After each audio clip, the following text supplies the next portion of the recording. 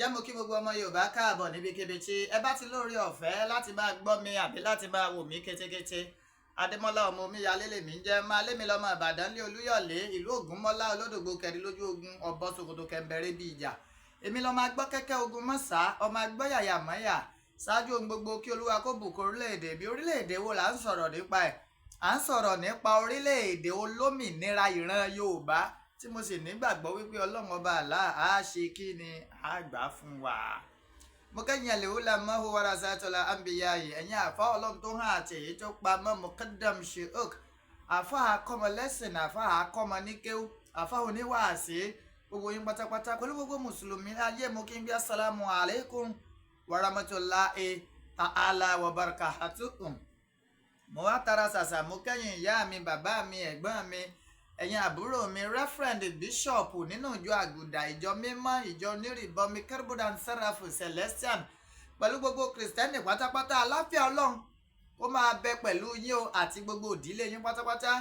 Mo wá kẹ́yìn ẹlẹ́sìn kẹ̀sìn kẹ̀yìn ẹlẹ́sìn àbáláyé ẹ̀yin ìyá mi bàbá mi ẹ̀gbọ́n mi àbúrò mi ẹlẹ́sìn àbáláyé mo kí yín wípé ewé á máa jẹ́ egbò á máa jẹ́ ẹ̀ ní ṣe wéjá ẹ̀ ní ṣe egbò wà àlùbáríkà àwọn tó lódùmarè tó kó lé ayélé lọ́wọ́. Mo wá kẹ́yìn ìyá mi abọ̀já gbọ̀rọ̀gbọ̀rọ̀ ẹ̀yin abiyamọ tí dúró tọmọtọmọ yìí fi ṣubú ẹ̀yin abiyamọ tí dúró tọmọtọmọ yìí fi ṣìṣe.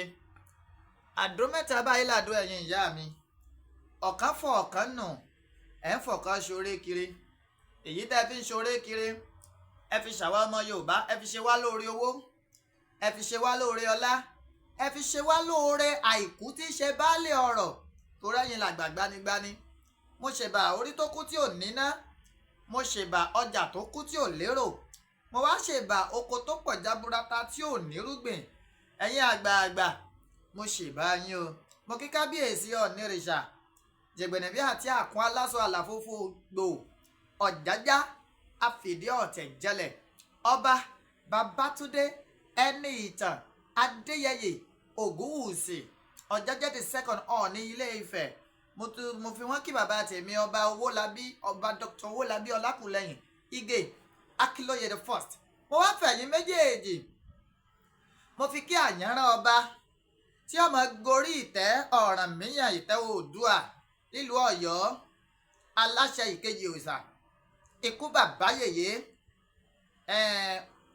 lóòótọ́ ọmọ ọba sì ni wọ́n àmọ́ láìpẹ́ láì jìnnà wọ́n di His Imperial Majesty ìyẹn Prince Akeem Abimbola Ọ̀wọ́adé that is the Aláàfin Destinate lágbára lọ́wọ́ Ọlọ́run oṣù lé ní Ọ̀yọ́ lánàá àdúpẹ́ ọba tuntun fẹ́ gbadé ó ti tó bí ọdún méjì àbọ̀ tí Àtàndá lówó lódù bí ìyèrè ọba Lámídì Ọláìwọlá Àtàndá ọmọ ikú tí kú ò gbọdọ̀ pa ọmọ àrùn tárùn ò gbọdọ̀ sí ọmọ àdábàálé ọmọ àfòmọ́ òde ikú tí pọmọ tíya rẹ̀ bú sẹ́kùn àrùn tí sọmọ tíya rẹ̀ yọ̀ sẹ̀sẹ̀ arámọ̀kà tí dútòjò tẹ̀rù ó ti tó bí ọdún méjì ó lé díẹ̀ tí ẹ ti lọ rèé darapọ̀ máwọn baba ńlá wọn àmọ́ àdúpẹ́ oṣù padà lé nílùú Ọ̀yọ́ ẹ̀yin ọmọ bíbí ìlú Ọ̀yọ́ lábẹ́ àti mo kí yín pa kú oríire. Mo wá tara ṣàṣà mo kí gbogbo gómìnà ilẹ̀ Yorùbá látòrí gọ́vnà Bíọ́dún Olúwaṣèyí Mákindé dórí gọ́vnà Sanwó-Olú àti gbogbo gómìnà ilẹ̀ Yorùbá tó kù pátápátá. Mo kọ́ ọmọ Yorùbá ní Kwara bẹ́ẹ̀ mo kọ́ ọmọ Yorùbá ní Kogi. Mo wá kí bàbá mi Professor Banji Akíntóyè alànà fún gbogbo ìran Yorùbá pátápátá lágbára lọ́wọ́ Ọlọ́run àtúrò òrùn yín sáṣọ pẹ́ ẹ̀mí yín Ọlọ́run ò ní fi yín dá wa lóró báyìí lágbára lọ́wọ́ Ọlọ́run àlùbáríkà àwọn tó lódùmarè tó kólé ayé lọ́wọ́. Mo wá Kádìsá ọmọ Adéyẹmọ àkùkọ gàgàrà tó gorí àpáta lọ rèé lé téńté ojú tó lé ojú tó ko olówó orí ọkọ tó yọ̀ sí ọkọ Adérọ́pò bàbá Michael bàbá Yọ̀mídé bàbá Ronaldo bàbá Àṣàbí májàsọ́lá Àdìsá ọmọ Adéyẹmọ ọmọ ládéládé ládé Aláàfin ọ̀ládé adé orí aládé kó la gbà fáláàfin ọmọ Ìgbòho mọ̀rẹ́ ọmọ alágbàdo òde à ń lè bọ̀ lẹ́yìn Jagunlabi lára iwájú. Àdìsá Olódùmarè kó jẹ́ àríyìn pẹ́pẹ́pẹ́pẹ́pẹ́ kẹ́ ẹ túbọ̀ máa wúlò fún ìran Yorùbá ju bẹ́ẹ̀ ṣe ń wúlò fún wàyí lọ. àlùbáríkà àwọn tó lódùmarè tó kólé ayé lé lọ́wọ́. Mo kí gbogbo ọmọ Yorùbá pátápátá àti ní diaspora àti nílẹ̀ káàárọ̀ oòjíire. Gbogbo bíkíbi tí ọmọ Yorùbá wà, ẹrù tí abiyamọ kì í tú, wọn ò ní gbé ká yín mọ́lé. Àlùbáríkà àwọn tó lódùmarè tó kólé ayé lé lọ́wọ́. Mo kí gbogbo ọmọ Yorùbá ní Kogi, ní Kwara, mo kí yín àti gbogbo Yorùbá tí ń bẹ ní Delta State. Mo kí yín pé lágbára lọ́wọ́ Ọlọ́run ní rògbé sọnù bí ò ṣe bí ọmọ. Kí ló mú mi jáde lálẹ́ yìí? Àdìsá sọ̀rọ̀, Májàsọ́lá Adéyẹmọ, Olóyè Sunday Igboho òòṣà, bàbá sọ̀rọ̀. Bóyá lẹ ti ẹ̀ mọ̀ wípé àwọn agbésùnmọ̀mí ti wọ ìpínlẹ̀ Ọ̀ṣun, léyìí tí ọwọ́ àjọ ọ̀tẹlẹ̀múyẹ́ tó sì tẹ̀ wọ́n.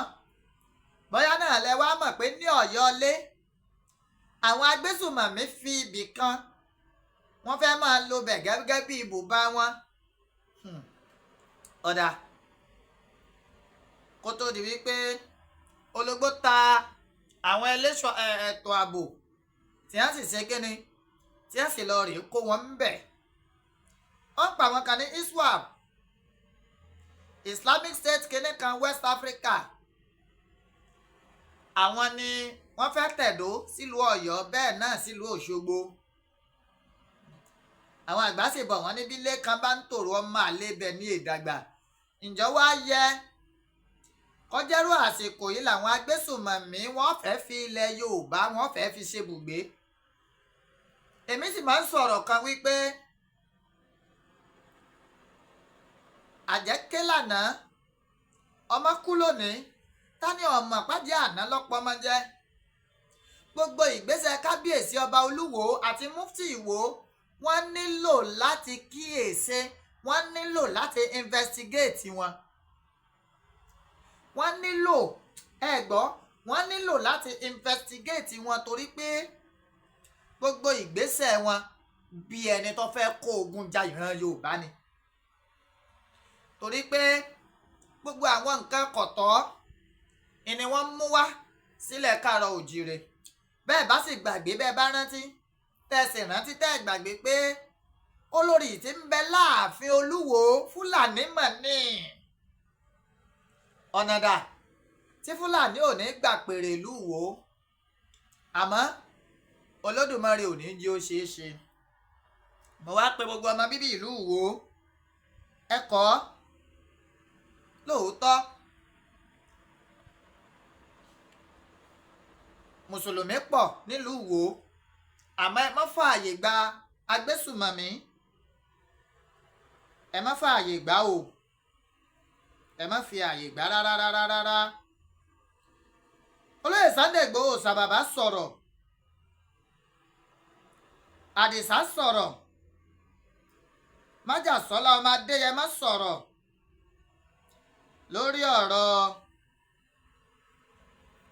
àwọn agbésùnmọ̀mí tá fẹ́ fi ilẹ̀ Yorùbá ṣe bùgbé. Kí lolóyè Sunday Igboho sọ? Ẹ màmá gbọ́ ń kà sí yín létí ní ràbájì gan àti ní rẹ́gẹ́dẹ́ fín. Mo sọ fún yín síwájú, mo ní ọmọ ọkọ yàtọ̀ sọ́mọ àlè. Ẹni tó ní nǹkan ṣe yàtọ̀ sẹ́ni tí ò ní nǹkan ṣe. Àdìsá ọmọ Adéyẹmọ sọ̀rọ̀, ó ní I will go after HERDSMEN hiding in our forest if you give me permission. Olóyè Sunday Igboho ló sọ báun fún ìjọba àpapọ̀ Nàìjíríà. Kí n tún Yorùbá, kí n kọ́kọ́ tún headline yẹn ní Yorùbá. I will go after HERDSMEN hiding in our forest if you give me permission. Olóyè Igboho to federal government. Màá tú wọn ta, màá lé wọn kàbàkàbà. Àwọn wo? Àwọn karanjágbá, àwọn ẹni ibi, àwọn ẹni ìyà, àwọn agbésùnmọ̀mí, àwọn afipábánilò tí wọ́n sápamọ́ sí àwọn inú igbó wa gbogbo. Bẹ́ẹ̀ bá fún mi lórí ọ̀fẹ́, tẹ́ ẹ bá fún mi láǹfààní, màá wọ gbogbo inú igbó wa gbogbo, yín sì lé wọn bọ́ta. olóyè Sunday Igboho ṣá òun ló sọ bẹ́ẹ̀ fún ìjọba àpapọ̀ Nàìjíríà. The Yoruba Nation activist Sunday Adeyemo, popularly known as Sunday Igboho, has vowed to go after bandits hiding in forests across the southwest region, provided the government permits him. Kí n tú àárín yẹn. Wọ́n ní olóyè Sunday Adisa, wọ́n ní ajá fún òmìnira ìran Yorùbá tí gbogbo ayé mọ̀, ìyẹn olóyè Sunday Adeyemo tí gbogbo ayé mọ̀ sí Sunday Igboho, ó ti ṣe ìpinnu o wípé òun ṣetán láti lọ rèé kojú àwọn agbésùnmọ̀mí láti wá wọn bọ́ta ní gbogbo kulu bí wọ́n bá sá pamọ́ sínú igbó wa káàkiri gbogbo ilẹ̀ káàárọ̀ òjìire. Ìyẹn o tí ìjọba tí wọ́n bá fi ọwọ́ sọ̀yà fóun, tí wọ́n bá fi ọwọ́ sọ̀yà fáwọn pé kò ní sí wàhálà, tí wọ́n sì fún àwọn ní orí ọ̀fẹ́ àti àṣẹ láti ṣe bẹ́ẹ̀.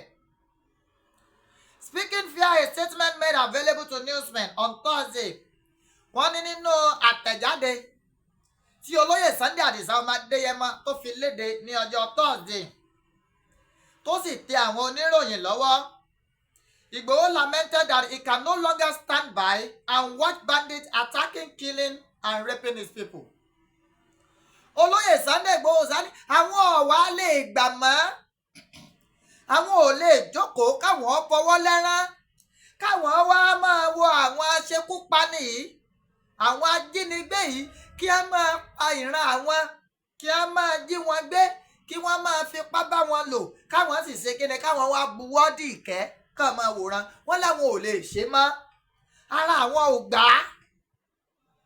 He insisted that he is always ready to defend his people, to defend his kinsmen against activities of bandits and HERDSMEN, adding that it is a wicked act to unleash violence on innocent farmers trying to earn a living.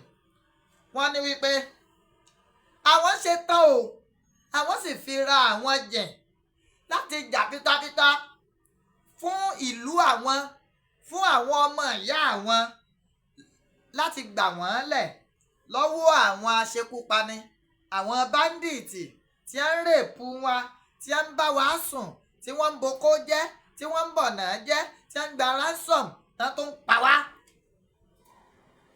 Wọ́n ní ìwà burúkú ni fún èèyàn láti máa dá wàhálà lẹ̀, láti máa pa àwọn bàbá wa nú oko wọn, láti máa ba oko wọn jẹ́. Àwọn bàbá wa tó jẹ́ wípé ọ̀nà àti jẹ, ọ̀nà àti mu wọn ni kí wọ́n dáko, èrè oko yìí ni wọ́n ń tà. Olóyè Sunday Igboho ní ìwà bí ní o, ìwà tí ọ̀dà gbà ni, àwọn ò sì ní lè gbà á. He said, I can't fold my hands and refuse to stop the marauding bandits and herdsmen attacking, raping and killing my people, engaging in farming and other legitimate activities in various communities. Wọ́n ní wípé olóyè Sunday Igboho sani àwọn ò ní lè káwọ́ àwọn rọ̀, àwọn ò ní lè káwọ́ máyà, káwọn wá máa wo àwọn bandits, àwọn darandaran tí wọ́n ń da màálù wọnú oko, tí wọ́n ń dà wọnú ìlú, tí wọ́n ń pa àwọn èèyàn, pé àwọn ò ní lè ṣe kíni, àwọn ò ní lè fi ọwọ́ lẹ́rán, káwọn máa wò wọ́n, kí a máa pa àwọn èèyàn àwọn, kí a máa fipá bá àwọn obìnrin wa lò pọ̀, kí a máa jí àwọn tó jẹ́ wípé wọ́n ń ṣiṣẹ́ wọn ní ọ̀nà tó tọ́ nílẹ̀ káàárọ̀ òjíire, kí a máa jí wọn gbé, ká máa béèrè owó tabua lọ́wọ́ wọn, lẹ́yìn náà tán tó ń gbẹ̀mí wọn. Olóyè Sunday Igboho ṣá ní àwọn ò ní lè faramọ́mọ́ o. I will go after the bandits and herdsmen lurking in the forest and some communities in the southwest, provided the government give me the go ahead to do so. Olóyè Sunday Igboho ṣá ní wípé àwọn lọ, àwọn ní àwọn ọmọ ogun tó káàtó, àwọn ọmọ ogun tó gbangba sùn lọ́yẹ́, táwọn kò sòdí, táwọn wọ àwọn inú igbó wa gbogbo, káàkiri gbogbo lẹ̀ káàárọ̀ òjíire, láti lọ rèé fa gbogbo àwọn Fúlàní darandaran tán sọra wọn di darandaran àtàwọn ajínigbé tí wọ́n wà káàkiri inú igbó wa àti gbogbo ìpínlẹ̀ wa nílẹ̀ káàárọ̀ òjíire, ìyẹn àwọn ṣetán láti ṣe, ìyẹn tí ìjọba bá fún àwọn ní orí ọ̀fẹ́ láti ṣe bẹ́ẹ̀. I am always ready to defend and protect my kinsmen anywhere in the southwest against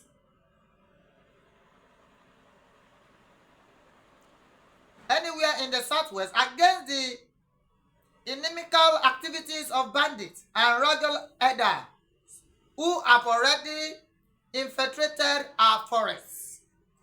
Olóyè Sunday Igboho ní wípé gbogbo ògbà làwọn máa ń ṣetán, gbogbo ògbà ni àwọn ní ìpinnu, gbogbo ògbà làwọn sì máa ń sọ wípé èmi Àdìsá ọmọ Adéyẹmọ tí gbogbo ayé mọ̀ sí Sunday Igboho ìní lajú mi lẹ̀ kí ìyà ọmọ jẹ nìkankan ní ilẹ̀ káàárọ̀ òjíire, ìní lajú lẹ̀ kẹ́ ẹ máa fìyà jẹ ìran mi, mo sì ṣetán, mo sì dúró lórí rẹ̀ ìyí ìpinnu mi padà pé gbogbo ìgbà ní mọ̀ dáàbò bò yín lọ́wọ́ ajínigbé, lọ́wọ́ afipábánilòpọ̀, lọ́wọ́ àwọn Fúlàní darandaran.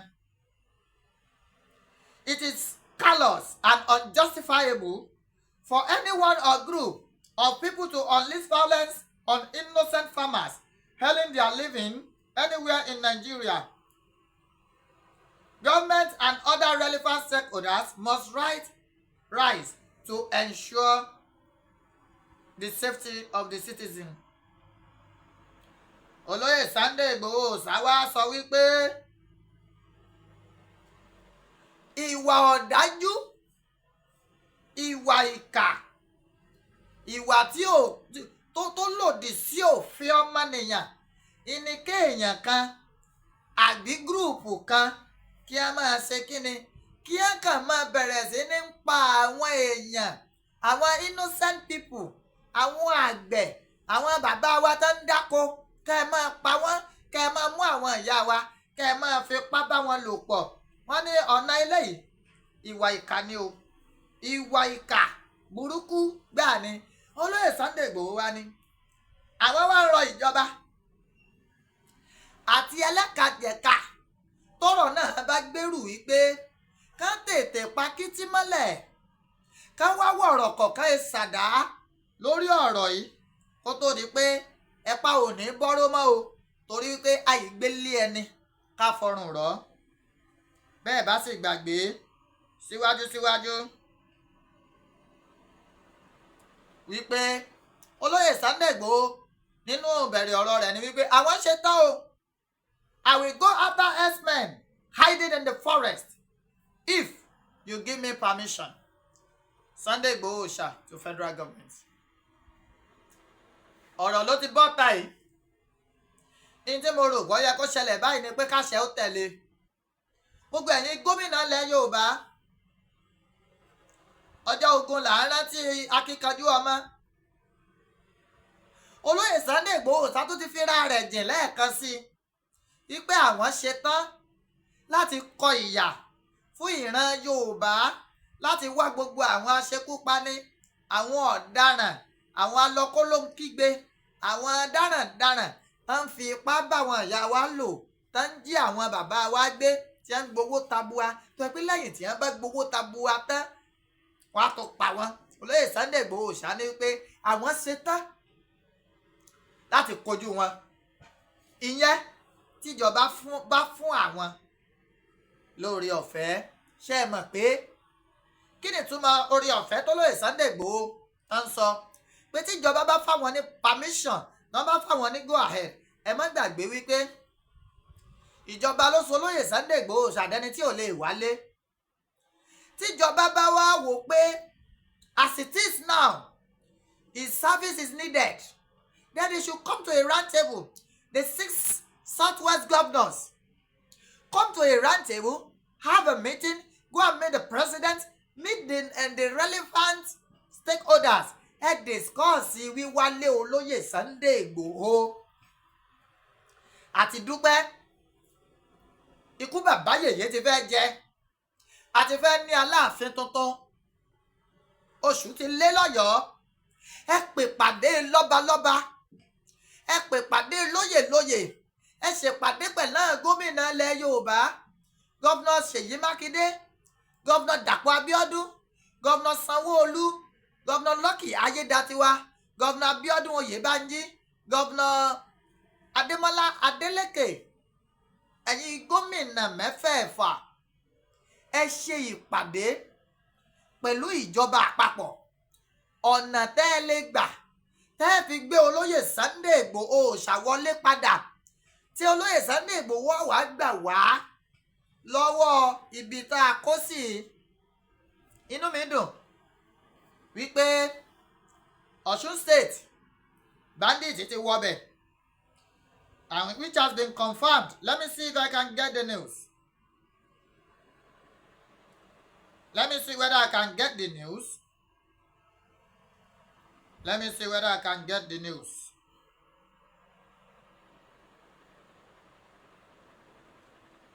Ẹ jẹ́ n wò bí n bá lè rí. Ẹ jẹ́ n wò bí n bá lè rí. Wọ́n ti wọ ìpínlẹ̀ Ọ̀ṣun. Bẹ́ẹ̀ wọ́n ti wọ ìpínlẹ̀ Ọ̀yọ́. Àfi kí Olódùmarè kó gbà wá. Olódùmarè ò wá lè sọ̀kalẹ̀ láti wá gbà wá o. Àfi ká gbára wa. Àfi ká ṣe kí ni? Àfi ká gbára wa. Ọ̀nà wo la fẹ́ gbàgbára wa? Ẹ jẹ́ gbàgbé ọ̀rọ̀ òṣèlú, irrespective of your political party. Ẹ̀yin gómìnà yìí, ẹ ṣiṣẹ́ pọ̀ láti rí wípé àwọn báńdíìtì wọ́n á ṣe kíni, wọ́n á sọ ilẹ̀ Yorùbá di ibùgbé wọn o. Ẹ wò ó, ìròyìn mọ̀ ń wáyé ọlọ́njẹ́ ń rí, àti tọ̀ṣun àti ti Ọ̀yọ́, ẹ̀jẹ̀ ọlọ́njẹ́ ń rí.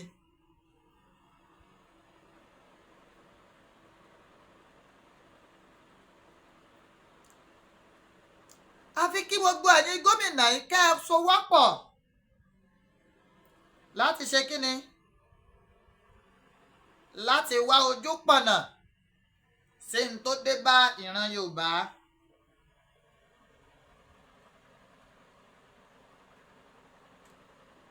Ore Àmọ̀tẹ́kùn deploy 1,200 personnel in Ondo, strategize in Ọ̀yọ́, Ọ̀ṣun. Kí ló fà á? Torí báńdíìtì ńlọ fà á o. Torí bandit iná ṣe kíni?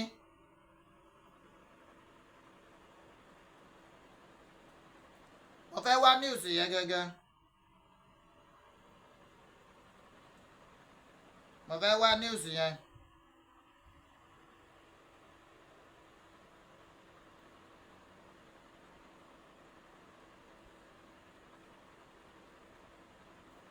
Mo fẹ́ wá news yẹn jáde ni, ẹ má bínú. Torí ọ̀dà káfa tá bá ń sọ̀rọ̀ ká máa fa kò mú òkú yọ. News yẹn ni mo fẹ́ wá.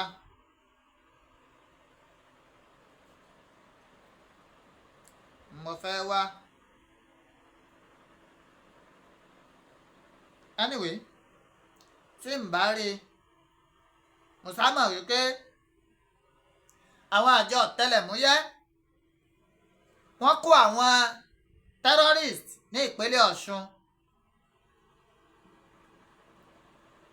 Mo wá ń bẹ gbogbo ẹ̀yin gómìnà, ẹ sọ̀rọ̀ lórí bólóyè Sunday Igboho ṣàwòṣe wálé. Bàbá yìí ti fira rẹ̀ lẹ̀ fún yín, àti gbogbo ẹ̀yin tẹ̀sí ń pariwo pé májàsọ́lá kú. Ṣeun Ọlájídé, gbogbo ibi tó bá wà, ikú gbóná ni ó pa ọ́. ìwọ ló ń ronú ikú, ló ń ro ikú sádìsá ọmọ Adéyẹmọ. ọgọ́rùn-ún ọdún nísinsìnyí gbẹ̀ngbẹ̀ng báyìí lòkè òkè gbẹ̀ngbẹ̀ng. irinwó ọdún sísìn gbẹ̀ngbẹ̀ng lòkè òkè gbẹ̀ngbẹ̀ng. ẹ ti gbàgbé wípé inú igbó ni igi gbígbẹ ń bẹ tí tútù sì ń wọ́wé. gbogbo ẹni bá ronú kú sádìsá ọmọ Adéyẹmọ wọ́n máa rìn ṣó lọ́rùn dé ni. àdìsá kò síkú kankan lójú ẹ̀.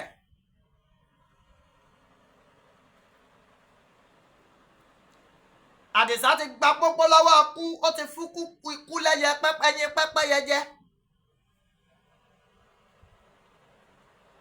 ikú èsì ìjẹun ẹni kan pa ni. ẹ má ronú kú sólóyè Sunday Igboho ṣàmọ́ o. ṣáká lára bàbá dá. ìfẹ́ pè wọ́n lórí ètò ní ìsinmi. ìbá pè wọ́n pé ká ẹ gbóhùn wọn. àmẹ́ stop ṣe bẹ́ẹ̀. ẹyẹ máa rorò kúrò sádìsá ọmọ Adéyẹmọ.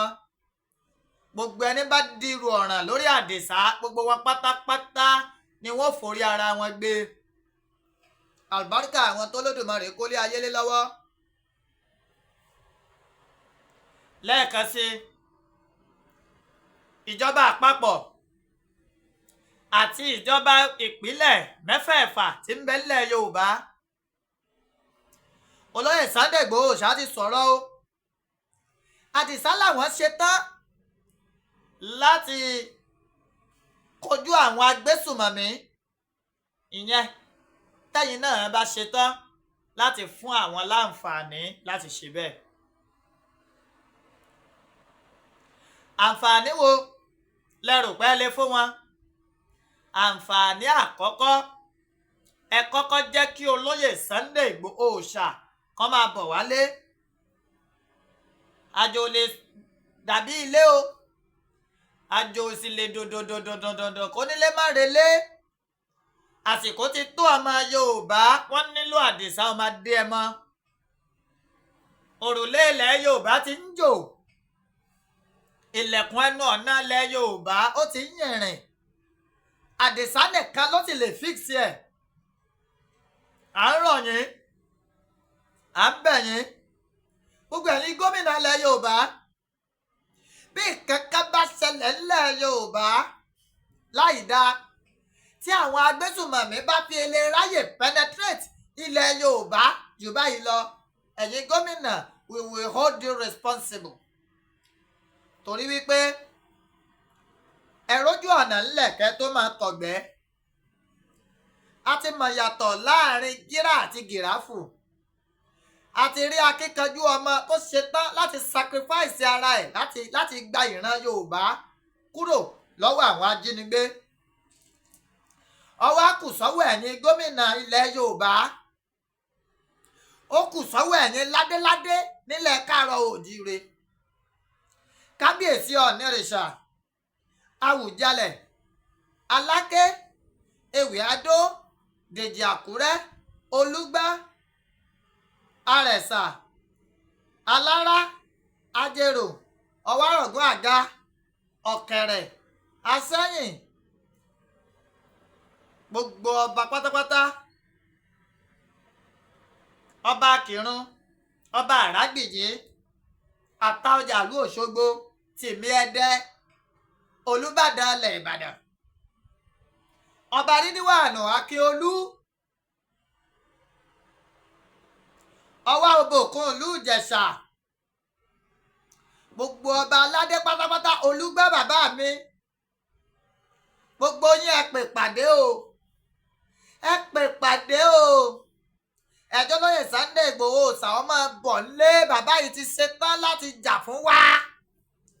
mo sá ti kà mẹ́sẹ̀ẹ̀jì wọn, mo ti kà sí yín létí. àbẹ́ ẹ fẹ́ gbóhùn rẹ̀ ni?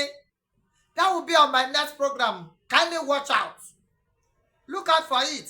I will make sure pé bàbá sọ̀rọ̀ lórí program láti bá gbogbo ọmọ Yorùbá sọ̀rọ̀.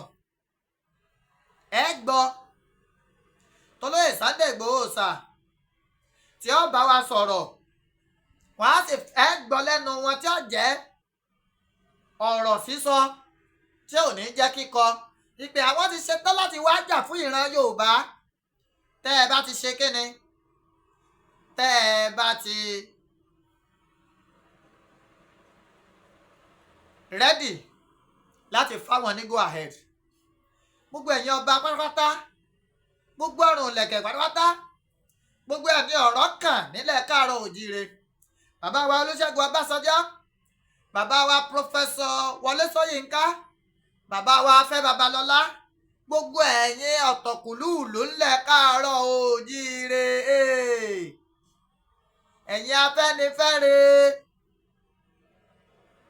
ẹ mọ̀ dìde ńlẹ̀ ẹ má wọ ọ̀rọ̀ yìí ń ran o ọmọ yín Àdìsá Adéyẹmọ ó ti ṣetán láti wá jà fúnra Yorùbá láti wá gbèjà wa ó kù ọwọ́ yín o mo sọ yìí mo dúró ná torí àsọjù ọ̀rọ̀ ní díjà lẹ̀ èyí ni mo sì sọ yìí ọyẹ ó ti yéjọba ó sì yẹ kó ti yé ẹ̀yin ládéládé lóyèlóyè náà ẹ̀yin ará Ọ̀yọ́ Ọ̀yọ́ Aláàfin Òjó pa ṣẹ̀kẹ̀rẹ̀ ọmọ Àtìbà ibi a ti ń kólówó pé kó gbowó tá ń kọ́wọ́ fà pé kó fọ fàálẹ̀ àṣẹ kó lè bá àdìjà kó lè bá àdá pọnikọ́mọ ọba Aládéyẹmí lè rí jẹ́ ń bẹ̀ tó sódà jẹ́ ẹ tọ́jú Aláàfin tuntun ẹ tọ́jú Aláàfin tuntun Prince Akeem Abímbọ́lá Ọ̀wọ́adé Aláàfin tuntun tó sódà jẹ́ ẹ bá wo wò láwòye bẹ́ẹ̀ ṣe wà pẹ̀dá lówó lódù bí ìyèrè bẹ́ẹ̀ ṣe wò láwòye ẹ bá wà torí apèrè Ọ̀rànmíyàn ó ti ṣófo ti pẹ́ àpèrè Ṣàngó Àjàká ó ti ṣófo láti bí ọdún 2 àbọ̀ àmọ́ adúpẹ́ oṣù padà lé lọ́yọ̀ọ́ gbogbo ẹni tí ń bínú ẹbí ọ̀bá rọ̀ wá níwọ̀n bá àgbà tó bá jẹ́ wípé ẹni kéde tó bá jẹ́ wípé àwọn náà lẹ́tọ̀ọ́ láti jẹ Aláàfin mi ọ̀bá rọ̀ wá torí àlàáfíà àti ìṣọ̀kan ẹjẹ̀bùrẹ́ àwọn olùgbẹ̀bẹ̀ kẹ́ ẹ fọwọ́wọ́nú kẹ́ ẹ sì gbà gẹ́gẹ́ bí n tó lódùmarè wí bàbá tó dífá bàbá wa prof tán dífá wọ́n ní ẹni yìí náà ní fámú tẹ́lẹ̀ wọ́n láwọn kan láni kàn mọ́mọ oyè 3 àmọ́ èyí ò wá wí tó lódùmarè ṣe gbogbo gbogbo tó lódùmarè ọṣẹ o orí ló tó máa dádé inú agogo dẹni tí wá orí ló sọ wípé Akeem Abímbọ́lá Ọ̀wọ́adé ní Aláàfin kan Olódùmarè sì gbà bẹ́ẹ̀ ẹ̀yin Ọ̀yọ́ Aláàfin Òjó pa ṣẹ̀kẹ̀rẹ̀ ọmọ Àtìbà mo ṣe kábíyèsí f'Aláàfin o Ọ̀yọ́ ló ládé Ọ̀yọ́ ló làṣà Ọ̀yọ́ ló níṣe ẹ jẹ́ àfọwọ́wọ́nú ẹ jẹ́ àgbàntọ́lọ̀ ń wí ká sì gbàdúrà wípé kí ìgbà ọba Akeem Abímbọ́lá Ọ̀wọ́adé kí ìgbà wọn kó tù wá lára nílẹ̀ káàárọ̀ òjíire ọ̀nẹ́rẹ̀ṣà àrólé Oòduà yẹ̀gbẹ̀nẹ̀bí àti àpọ́n aláṣọ àlàfo gbogbo ọ̀jájá fìdí ọ̀tẹ̀ jẹlẹ̀ ẹ kú àmójúbà Aláàfin Ọ̀yọ́ Àwùjalẹ̀ Àkárìgbò Aláké Olúbàdàn ilẹ̀ Ìbàdàn Ṣọ̀ún Ògbómọ̀ṣọ́ Olúgbàlẹ̀ Ìgbà Alára Ajérò Ọwárọ̀gbọ́ Àga ẹ mọ̀ kú àmójúbà ọ̀kan pàtàkì nínú ọmọ Odùduwà Aláàfin Ọ̀yọ́ kábíyèsí o ikú bàbá yèyé ó mà ṣe o ń lè sọmọ Ọ̀yọ́ ọmọ Ìbàdàn ni mí àmọ́ inú mi dùn wípé àpèrè Aláàfin Ọ̀yọ́ tó ti ṣófo láti bí ọdún bíi 2 àbọ̀ oṣù padà lé nílùú Ọ̀yọ́ àdúpẹ́ o mo kí gbogbo ọmọ Ọ̀yọ́ mo bá yín yọ̀ mo yọ̀ fúnra mi gẹ́gẹ́ bí ọmọ Yorùbá. Àti rẹ́ni a fẹ́ kẹjọ́ lọ bá, àti rẹ́ni a lè lọ rèé sábà. Ọ̀dọ́ ńlá láàfin tuntun, kádé pẹ́ lórí, kí bàtà pẹ́ lẹ́sẹ̀, kẹ́sì ọba ó jẹ kó pẹ́. Àmọ́ mo wá rọ̀ yín, Ọ̀yọ́ ló ní ìṣẹ̀ṣe, Aláàfin tuntun. Ẹ má jẹ́ ń ṣe àjòjì, ẹ má fi ẹ̀sìn àjòjì bà orí àpèrè Aláàfin jẹ́ o. Ẹ ṣe gẹ́gẹ́ bá tàndá lówó lódù bí ìyèrè, mo ṣe ṣe ìgbà tó wà ń bẹ̀ tọ́yọ́ ò fi dàrú. Aláàfin èsì ẹ̀sìn kan o, gbogbo ẹ̀sìn l'Aláàfin ṣe, pàápàá jùlọ ẹ̀sìn ìṣẹ̀ṣe. Aláàfin èéfi ṣeré o. Ṣàngó bíbọ Ọ̀yọ́ lónìí, àtọ̀pọ̀lọpọ̀ ọdún bẹ́ẹ̀ bẹ́ẹ̀ bẹ́ẹ̀ lọ. Ọ̀rànmíyàn dé Ọ̀yọ́ ní ṣe o. Torí náà ńkọ́, ìṣẹ̀ṣe ni ká máa ṣe. Ọba Abímbọ́lá Akeem Ọwọ́adé, orí ló lẹ́jọba. Ẹ má disappoint àwa ọmọ Yorùbá. Dídé tá a ti ẹ̀dé sẹ́nu iṣẹ́ ni. Torí wípé ọ̀rọ̀ yìí kàn yín lágbára lọ́wọ́ Ọlọ́run. A máa kàn sí yín láàfin lẹ́yìn tẹ́ ẹ bá wọ̀ pẹ̀bí, tẹ́ ẹ jáde, tẹ́ ẹ dé adé tí Ọ̀rànmíyàn, tí Ṣàngó, táwọn bàbá ńlá yín tátàndá lówó lódò bí ìyèrè. Ọmọ kútíkù ò gbọ́dọ̀ pa ọmọ ọ̀ràn, táwọn ò gbọ́dọ̀ sí ọmọ àdábálé ọmọ àfòmọ́ òde. Adé tó dé sórí tẹ̀yìn náà dé.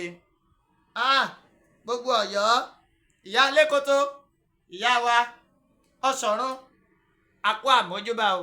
Ọba tuntun lágbára lọ́wọ́ Ọlọ́run, ìgbà wọn yóò tù wá lára. Mo sọ yìí mo dúró ná.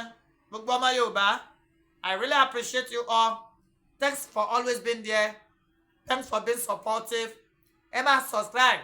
Tẹ́ bá ti ń wo show yìí, ẹ máa bá ń share ẹ̀. Cause ìdí tá a fi máa ń ṣe náà ni pé kó lè kan àwọn tá a fi ọkàn la. Orí ọ̀fẹ́ tẹ́ wá lè ṣe náà ni kẹ́ ẹ bá ń pín, kẹ́ ẹ bá ń share ẹ̀ kó débi tó yẹ kó dé lágbára lọ́wọ́ Ọlọ́run. Ojú tẹ́ ẹ fi ń wò mí ò ní fọ́, etí tẹ́ ẹ fi ń gbọ́ mi kò ní di. Àtẹ̀mí àtẹ̀yìn lọ́lá Olódùmarè á délẹ̀ lérí. The struggle continues. We will never allow bandits in Yoruba land. No going back. The struggle continues. Yoruba nation, no going back.